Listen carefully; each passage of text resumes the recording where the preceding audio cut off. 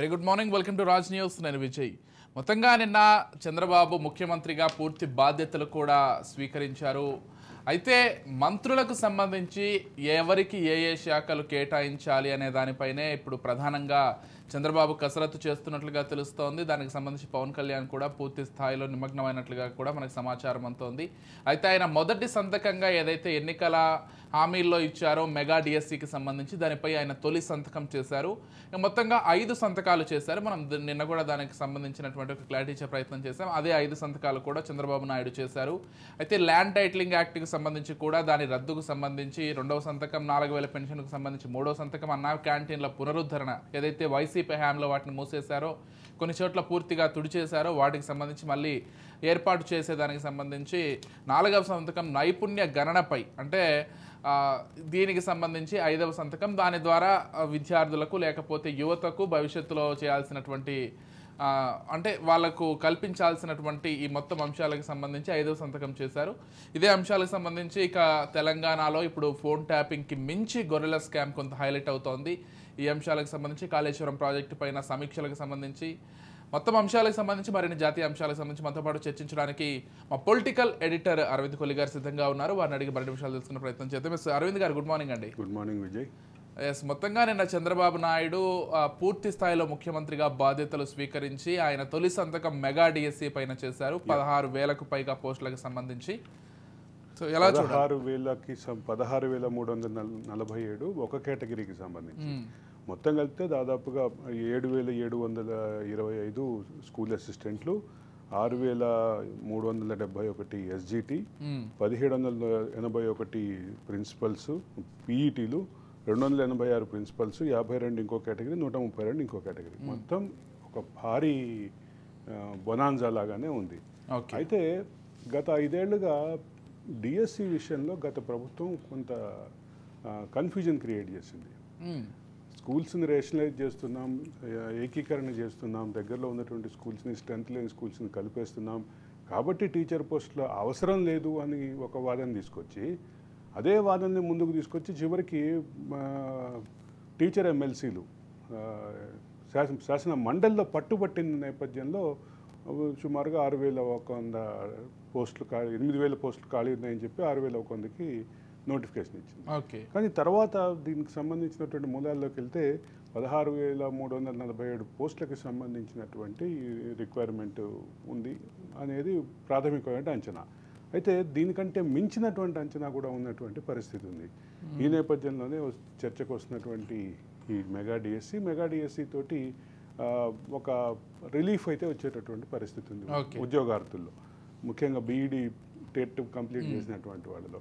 ఇక రెండోది land pooling act ఏదైతే ఉందో, ల్యాండ్ టైటిలింగ్ యాక్ట్ ఏదైతే ఉందో, ఈ ఎన్నికల్లో చాలా ప్రభావంగా కనిపించినటువంటి అంశాల్లో ఈ ల్యాండ్ టైటిలింగ్ యాక్ట్ మొదటిదిగా చెప్పాలి. అంటే ల్యాండ్ టైటిలింగ్ యాక్ట్ పేరిట అంటే సొంత ల్యాండ్కి కూడా సంబంధించినటువంటి రిజిస్ట్రేషన్ డాక్యుమెంట్లు కూడా ప్రభుత్వం దగ్గరే ఉంటాయి అనే దగ్గర ఒక భయం స్టార్ట్ అయింది. అదే సందర్భంలో ల్యాండ్ టైటిలింగ్ యాక్ట్తో సంబంధం లేని ఇంకో 2 అంశాలు, దానికి కూడా కలిపి ల్యాండ్ టైటిలింగ్ యాక్ట్ ని బాగా పెద్దగా ఒక భూతంలాగా పాస్బుక్లపై జగన్ ఫోటో కానీ, అదే సందర్భంలో కొలతరాళ్లపై కూడా జగన్ ఫోటో. అంటే ముఖ్యమంత్రి శాశ్వతం, ప్రభుత్వం శాశ్వతం. ముఖ్యమంత్రి పదవి శాశ్వతం కాదు, ప్రభుత్వం శాశ్వతం. ప్రభుత్వ లోగోతోటి వేయకుండా ముఖ్యమంత్రి ఫోటోతోటి వేయటం, అది కొలతరాళ్ళని. ఇది బాగా వ్యతిరేక ప్రచారం తీసుకొచ్చిందని చెప్పాలి. దాని ఆ క్రమంలోనే 16 ఎస్ఆర్ఓ ఆఫీసుల దగ్గర 16 ఎస్ఆర్ఓ ఆఫీసులు దీన్ని పైలట్ ప్రాజెక్ట్గా ఇంప్లిమెంటేషన్కి ఆల్రెడీ ప్రాసెస్ స్టార్ట్ అయింది. ఆల్రెడీ ఆ రకమైనటువంటి ఇది జరుగుతుంది. ఇప్పుడు ఈ సంతకం పెట్టడం ద్వారా ఈ 16 ఏవైతే పైలట్ ప్రాజెక్ట్ అమలు జరుగుతున్నటువంటి ఎస్ఆర్ఓ ఆఫీసులో మళ్ళీ యథాతథ స్థితి, పాత స్థితి కొనసాగేటటువంటి పరిస్థితి ఉంటుంది. దీనిపైన ప్రభుత్వం ఒక నిర్ణయం తీసుకొని దీనికి ఒక రూపం ఇచ్చే వరకు ప్రస్తుతం పాత పద్ధతే కొనసాగుతుంది. అది పెద్ద రిలీఫ్గా ఆంధ్రప్రదేశ్ ప్రజానీకం ఫీల్ అయ్యే పరిస్థితి ఉంది. ఇక పెన్షన్లకు సంబంధించి ఇప్పుడే 65,30,000 మంది పెన్షన్దారులు ఉన్నారు ఆంధ్రప్రదేశ్లో.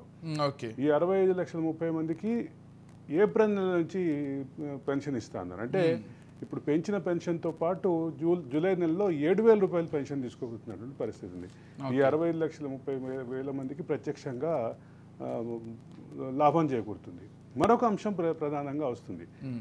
పెన్షన్ వయోపరిమితిని తగ్గిస్తామని చెప్పి 50 ఏళ్ళకి తగ్గిస్తామని చెప్పారు. బీసీలకి, ఎస్సీలకి, ఎస్టీలకి ఈ కేటగిరీ ఏదైతే ఉందో ఈ కేటగిరీలకి పెన్షన్లు మొత్తం 50 సంవత్సరాల నుంచే పాటిస్తా ఉన్నారు కాబట్టి అది సుమారుగా ఒక 30-40 లక్షలు పెరిగే అవకాశం ఉంది. ఈ మొత్తం నేపథ్యంలో పెన్షన్ల పెంపు అనేది ప్రత్యక్షంగా జూలై నెలలో 60,30,000 మందికి ఇవ్వాల్సి ఉంటుంది. వాళ్ళకి ఆ రకమైనటువంటి 7,000 రూపాయలు ఇవ్వాల్సి ఉంటుంది. తర్వాత అన్నా క్యాంటీన్లు. అన్నా క్యాంటీన్లకు సంబంధించి నిన్న కూడా చెప్పాను. అన్నా క్యాంటీన్ల చర్చ ఏదైతే ఉందో అన్నా క్యాంటీన్లలో కీలకంగా ఉన్నటువంటి అంశం ఏంటంటే అది చాలా చోట్ల వృద్ధులకి, అనాథలకి, అసంఘటిత కార్మికులకి, రిక్షా అంటే ఆటో కార్మికులకి, ఇటువంటి వాళ్ళకి కూడా బాగా పెద్ద ఎత్తున నేను దాన్ని ప్రత్యక్షంగా చూశాను. దానికి సంబంధించి ఫీల్డ్ సర్వే చేసినప్పుడు నేను చూశాను. వాళ్ళకి అదే సందర్భంలో రాజమండ్రి లాంటి చోట్ల అయితే రాజమండ్రి గవర్నమెంట్ హాస్పిటల్కి 2 పక్కల 2 అన్నా క్యాంటీన్లు ఏర్పాటై ఉన్నాయి. అప్పుడు ఆ అన్నా క్యాంటీన్ల మూలంగా అక్కడికి వచ్చినటువంటి పేషెంట్ అటెండెంట్లు కానీ, పేషెంట్ విజిటర్స్ కానీ పెద్ద ఉపయోగకరంగా ఉంది. అదే సందర్భంలో కోర్టులకు వచ్చేటటువంటి కోర్టు కక్షిదారులు, కోర్టులో నిందితులు కానీ, కంప్లైంట్స్ కానీ ఎవరన్నా వస్తే అక్కడ కూడా వాళ్ళకి కూడా అందుబాటులో ఉన్నటువంటి పరిస్థితి ఉంది. ఈ మొత్తంలో ఇటువంటి అన్నా క్యాంటీన్ మూసేయటం ద్వారా ప్రతి పట్టణంలో కూడా ఉన్నాయి. ప్రతి మండల హెడ్ క్వార్టర్స్ లో దాదాపు 350కి పైగా అన్నా క్యాంటీన్లు ఉన్నటువంటి అన్నా క్యాంటీన్లు మొత్తాన్ని కూడా ఆపేయడం అంటే గత ప్రభుత్వంలో మళ్ళీ కొంతమంది టీడీపీ నాయకులు కావచ్చు, లేకపోతే వైసీపీ నాయకులు కావచ్చు, సొంతంగా వాళ్ళ వైసీపీ నాయకులు సొంతంగా నిర్వహించినటువంటి పరిస్థితి చూసాం. అది టీడీపీ నాయకులు కూడా నిర్వహించారు. అది ముఖ్యంగా మన ఆళ్ల రామకృష్ణారెడ్డి ప్రభుత్వం 5 రూపాయలకే పెడుతుంది, నేను 4 రూపాయలకే పెడతా అని చెప్పి ఆయన నిర్వహించినటువంటి పరిస్థితి ఉంది. అటువంటి దాన్ని క్లెయిమ్ చేసుకున్నారు కూడా ఎలక్షన్స్లో. అటువంటి ఒక సుదీర్ఘమైనటువంటి ప్రాసెస్ని సడన్గా ఆపేయటం, దాని వెనుకున్నటువంటి కారణాలు అంటే అది ఇస్కాన్ ఆధ్వర్యంలో నడుస్తుంది కాబట్టి ఇస్కాన్ అనే ఒక హిందూ ధార్మిక సంస్థ ఆధ్వర్యంలో ఇంత పెద్ద కార్యక్రమం జరగటం జగన్కి ఇష్టం లేదనే ప్రచారం కూడా జరిగింది. అవును, ఎందుకంటే ఆయన ఇతర మతానికి కొంత అనుకూలంగా ఉంటారు. దానికి సంబంధించి వివాదంలోకి మనం వెళ్ళకపోయినా ఆ అంశం అయితే ఖచ్చితంగా చర్చలో ఉంది. గత ప్రభుత్వ పాలనలో జరిగినటువంటి అనేక అంశాలతో పాటు ఇది కూడా ప్రధానంగా చర్చలోకి వచ్చిన విషయం. ఇక్కడ నుంచి మొదలు పెడితే ఇక అన్నా క్యాంటీన్లకు సంబంధించినటువంటి పునఃప్రారంభం జరిగే క్రమంలో ఇప్పుడు కొన్ని సమస్యలు ఉన్నాయి. గతంలో అన్నా క్యాంటీన్లకు ఏర్పాటు చేసినటువంటి భవనాలని కొన్ని కారణాలతో అంటే ముఖ్యంగా ఎక్కువ చోట్ల గ్రామ సచివాలయాలు పెట్టారు. అటువంటి పరిస్థితి ఉంది. వార్డు సచివాలయాలు, గ్రామ సచివాలయాలు పెట్టారు. దీనికి ఇప్పుడు ప్రభుత్వం ఏ రకమైన సొల్యూషన్ ఇస్తుంది అనేది ఖచ్చితంగా కొత్తగా వీటికి నిర్మిస్తారా లేకపోతే తాత్కాలికంగా ఏర్పాట్లు చేస్తారా అనేది కూడా ఖచ్చితంగా చూడాల్సింది. ఇవన్నీ కూడా ఇప్పుడు మళ్ళీ అంటే ఇక్కడ హైదరాబాద్లో 5 రూపాయల క్యాంటీన్ల కంటే ఒక సపరేట్గా ఒక క్యూబికల్ కట్టి ఆ క్యూబికల్ నుంచి సప్లై చేస్తున్నారు. దానికి సెంట్రలైజ్డ్గా ఒక దగ్గర వండి ఆ వంటనందరినీ నగర వ్యాప్తంగా పంపిణీ చేసి చిన్న చిన్న స్టాల్స్ అనేక చోట్ల నిమ్స్ హాస్పిటల్లో ఉన్నటువంటి అన్నా క్యాంటీన్లో ఎంతమంది ఎన్ని రకాల ఉపశమనం పొందుతున్నారో చూస్తున్నాం మనం. వీటన్నిటికీ మనం ప్రత్యక్ష సాక్షులమే. ఆంధ్రప్రదేశ్లో అది సడన్గా అది తీసివేయాలనే ఆలోచన మాత్రం ఖచ్చితంగా ప్రజల్లో ఒక అసంతృప్తి ఎప్పుడో గూడు కట్టుకుని ఉంది. ఆ గూడు కట్టిన అసంతృప్తిని బయటపడకుండా పెన్షన్లు పనిచేసినాయి. ఇప్పుడు ఎలక్షన్లు వచ్చేసరికి ఈ గూడు కట్టిన అసంతృప్తి అంతా కలిపి ఒక డైరెక్షన్లో వెళ్ళి రిజల్ట్ చూపించి ఇక్కడ ఈ అంశాలతో పాటు ఇక స్కిల్ సెన్సెస్ అంటే ఎవరెవరికి ఏ నైపుణ్యాలు ఉన్నాయి, ఒక నైపుణ్యాలకు సంబంధించినటువంటి డేటా ఫైనల్ అయితే రెండో పక్క ఇండస్ట్రీ రిక్వైర్మెంట్స్ ఏంటి, ఈ రెండింటిని కోరిలేట్ చేస్తూ ఒక ప్రత్యేకమైనటువంటి శాఖని దీనికి బాధ్యత ఇస్తారనేటువంటి ఊహాగానాలు జరుగుతున్నాయి. దీనికి ఏదెట్లా పోయినా కానీ స్కిల్ సెన్సస్ అనేది మాత్రం ఖచ్చితంగా ఇదొక యూనిక్ కాన్సెప్ట్. ఈ యూనిక్ కాన్సెప్ట్ని తీసుకోవడం ద్వారా ఈ ప్రభుత్వం కొత్త డైరెక్షన్లో వెళ్ళినట్టే. ఇప్పటి వరకు లేనటువంటి ఒక కొత్త ఇక వీటన్నిటినీ ఇంప్లిమెంట్ చేయాల్సినటువంటి ఐఏఎస్ అధికారులు, ఐపీఎస్ అధికారులతో కూడా నిన్న ముఖ్యమంత్రి సమావేశమయ్యారు. ఆ క్రమంలోనే మరొక చర్చా వివాదం నడుస్తుంది. గత ప్రభుత్వంలో కీలక పాత్ర పోషించినటువంటి కొంతమంది ఐఏఎస్ అధికారులు, ఐపీఎస్ అధికారులు వాళ్ళని కలవటానికి కూడా ముఖ్యమంత్రి ఇష్టపడలేదు. ముఖ్యంగా పిఎస్ఆర్ ఆంజనేయులకు సంబంధించినటువంటి వ్యవహారం. పిఎస్ఆర్ ఆంజనేయుల మీద గతంలో ఉన్నటువంటి వివాదాలు కూడా మనం ఇంతకుముందు మాట్లాడుకున్నాం. అదే సందర్భంలో శ్రీలక్ష్మి తర్వాత ప్రవీణ్ ప్రకాష్ గతంలో ఢిల్లీ ఏపీ భవన్ ఇన్ఛార్జిగా ఉన్నప్పుడు ఆయన వ్యవహార శైలి, ఆయన అనుసరించినటువంటి విధానాలు, వీటన్నిటి మీద విమర్శలు ఉన్నాయి. కానీ అదే ప్రవీణ్ ప్రకాష్ కొంత 2014 నుంచి 19 వరకు చంద్రబాబుకి సన్నిహితంగా ఉన్న వ్యక్తిగానే చెప్తారు. ఆ తర్వాత క్రమంలో ఆయన దూరం అయ్యారు అనేది క్లియర్. ఇక అక్కడి నుంచి మొదలు పెడితే అంటే గత ముఖ్యమంత్రితో సన్నిహితంగా ఉన్నటువంటి చాలామంది అధికారులు వాళ్ళకి కనీసం కలవటానికి కూడా చంద్రబాబు ఇంట్రెస్ట్ చూపించలేదు, పుష్పగుచ్చం తీసుకోవడానికి కూడా చూపించట్లేదు అనేది వివాదం ఉంది. ఈ మొత్తం ఐఏఎస్ ఐపీఎస్లకు సంబంధించినటువంటి సెషన్లో చంద్రబాబు రాష్ట్ర ప్రభుత్వం చేయబోయే నిర్ణయాలకి సంబంధించి ఇంప్లిమెంటేషన్ మెకానిజంని పర్ఫెక్ట్గా ముందుకు తీసుకెళ్లాలి అనేటటువంటి ఇండికేషన్స్ అయితే ఇచ్చారు. దీంతో పాటుగా మరొక మాట కూడా ఆయన అన్నారు, రాష్ట్రంలో ప్రక్షాళన మొదలవుతుంది, ఆ ప్రక్షాళన తిరుమల నుంచే మొదలవుతుందంటూ కూడా ఆయన కామెంట్ చేశారు. తిరుమలలో నిన్న ఉదయం విలేకరుల సమావేశంలో మాట్లాడిన సందర్భంగా ఆయన ఒక మాట చెప్పారు. తిరుమలలో జయహో వెంకటేశ అనే మాట తప్ప ఇంకొక నాయకుడికి కానీ ఇంకొక పార్టీకి కానీ జయ జయధ్వానాలు వినిపించొద్దు, జై చంద్రబాబు అనొద్దు, జై లోకేష్ అనొద్దు, ఎవరిని అంటే చంద్రబాబు గతంలో కూడా ఆ డెకోరం మెయింటైన్ చేసేవారు.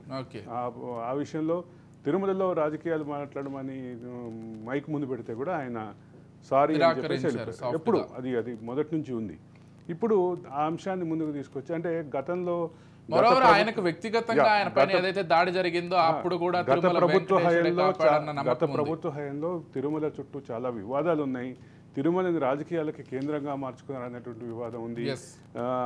అక్కడ జరిగినటువంటి కొన్ని వ్యవహారాల మీద పర్టికులర్గా రాజకీయపరమైనటువంటి ముద్ర ఉంది అనేటటువంటి అంశం ఉంది. వాటిపైన కూడా విచారణ జరగబోతోంది. టీటీడీలో సభ్యత్వం కోసం డబ్బులు వసూలు చేసినటువంటి ఆరోపణలు ఉన్నాయి.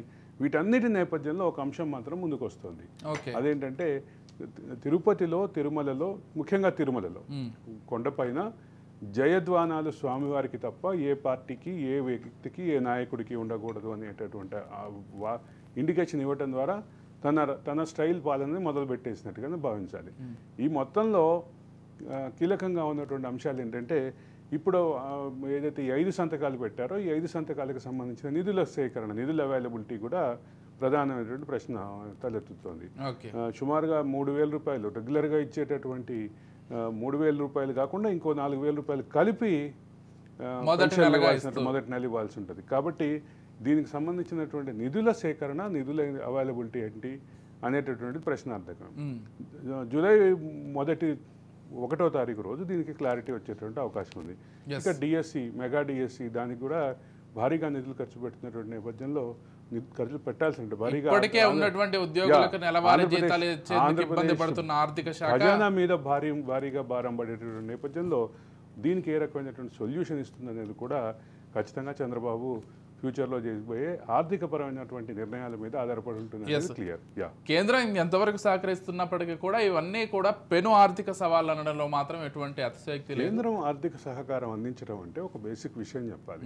ఒక ప్రాజెక్ట్ కన్స్ట్రక్షన్ చేస్తుంటే, లేదా ఒక ప్రాజెక్ట్ నిర్మాణం చేస్తుంటే, లేదా ఒక ఇన్ఫ్రాస్ట్రక్చర్ ఇష్యూ ముందుకు తీసుకొస్తుంటే అట్లాంటి విషయంలో ఒక పర్టికులర్ పర్పస్లో ఇస్తుంది నిధులు. పెన్షన్లకు నిధులు అయితే ఇవ్వదు కదా కేంద్రం. అంటే గత ప్రభుత్వాలు ఇచ్చిన ప్రాజెక్టులకు ఇచ్చిన నిధులను మళ్లించుకోవడం కేంద్ర ప్రభుత్వం ఇచ్చేటటువంటి గ్రాంట్ ఏదైతే ఉంటుందో అది స్పెసిఫిక్ పర్పస్ గ్రాంట్ ఉంటుంది. కేంద్ర ప్రభుత్వం ఇచ్చినటువంటి గ్రాంట్ని మళ్లించుకుంటే మళ్ళీ ఇంకొక వేరే రకమైన సమస్యలు వస్తాయి. కాబట్టి రాష్ట్ర రెవెన్యూకి సంబంధించినటువంటి క్లారిటీ వస్తే కానీ దీనికి సంబంధించినటువంటి అంశాలు ముందుకెళ్ళారు. ఇప్పుడు గత ప్రభుత్వం చేసినటువంటి భారీ అప్పులు అనేది అయితే వివాదం ఉందో, భారీ అప్పులకు మరి భారీగా వడ్డీలు కూడా కట్టాల్సి ఉంటుంది. రీపేమెంట్ షెడ్యూల్ ఉంటుంది. రీపేమెంట్ షెడ్యూల్ని పాటించకపోతే మళ్ళీ క్రిసిల్ రేటింగ్ తగ్గిపోతుంది. ఆంధ్రప్రదేశ్ ప్రభుత్వం యొక్క పరపతి తగ్గిపోవటం ద్వారా రుణ పరపతి తగ్గే అవకాశం ఉంది. ఇదంతా ఒక విస్తృతమైన సబ్జెక్టు. ఈ సబ్జెక్ట్లో ఎక్కడ ఈ నుంచి నిధులకు సంబంధించిన అవైలబిలిటీ ఎలా ఎదుర్కొంటారో మాత్రం ఇప్పుడు ప్రధానమైనటువంటి అంశంగానే చెప్పాలి.